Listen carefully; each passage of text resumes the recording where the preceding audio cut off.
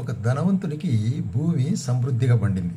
సమృద్ధిగా పండి చాలా పంట వచ్చింది. నేను ఇప్పుడు ఎక్కడ పెట్టుకోవాలి ఈ పంట అంతా అని మరి తన కొట్లను విప్పి నేను పెద్ద పెద్ద కొట్లు తయారు చేసుకొని దాన్నంతా నింపుకుంటాను అని చాలా సంతోషం అయిపోయింది.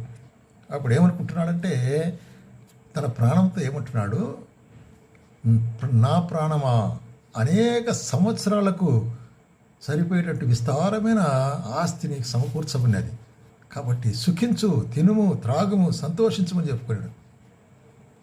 ఆ విధంగా తన ప్రాణంతో చెప్పుకొని ఉప్పొంగిపోయినాడు. అయితే రాత్రి దేవుడు ఏమంటున్నాడు, వెరివాడా, ఈ రాత్రి నీ ప్రాణం నేను అడుగుతున్నాను, నీవు సిద్ధపరిచినవి ఎవనివ్వగును.